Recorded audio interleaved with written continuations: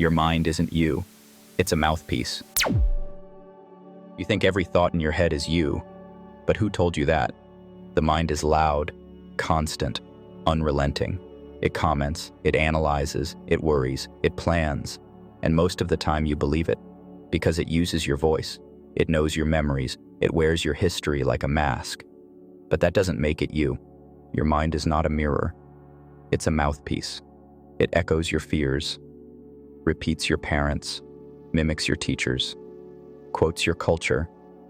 It parrots every voice you were too young to question, every belief you inherited before you had the tools to protect yourself. And over time, you mistook the repetition for identity. You thought all that noise was you. But have you ever noticed how it changes? How it contradicts itself? How it says one thing at night and the opposite in the morning? That's not selfhood. That's programming.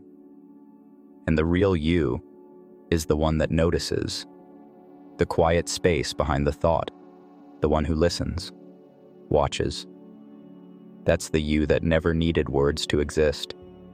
So maybe it's time to stop believing every voice just because it sounds familiar. Because the mind will say anything to keep itself going. But you were here before the words, and you'll still be here after the noise fades. And maybe that's why you're exhausted. Not because you're broken, but because you've been trying to fix a voice that was never yours to begin with. You've been arguing with an echo, fighting shadows in your own head, telling yourself you're not enough, because a voice that sounds like you keeps repeating it. But ask yourself, who benefits from you believing that? Who taught you to question your worth before you even had a chance to feel it? Because the mind learns fast, especially from pain, especially from silence. So it fills the gaps with stories, narratives that keep you small, safe, predictable. But safe isn't the same as whole. And if your inner dialogue is just a survival script, it's time to edit it. You don't owe loyalty to the thoughts that kept you alive in the dark. You owe truth to the light that wants to grow in you now. What if healing isn't silencing the mind but questioning it? Not destroying it, but dethroning it. To stop worshiping thought as truth. To realize the voice isn't always the witness. Because there's another space. Behind the thinking. Beneath the noise. Still. Quiet. Vast. That space is you. Not the mind. Not the words. Not even the feelings that follow them. But the space that can hold it all and not collapse. The watcher, the witness, the awareness. You've always been that. So stop identifying with the voice that panics, or the voice that hates, or the voice that says you're not doing enough.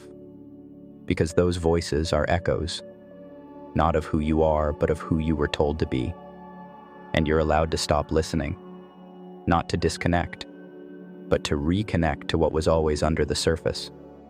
Your breath, your being, your presence. Because that's the only place the noise can't follow you.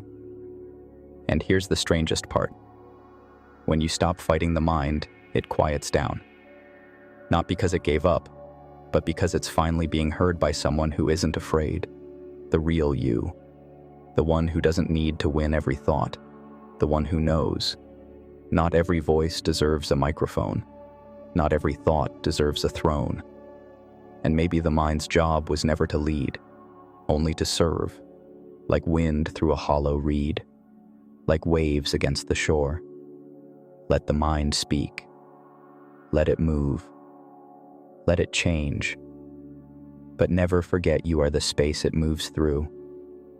And in that space is where you finally meet yourself.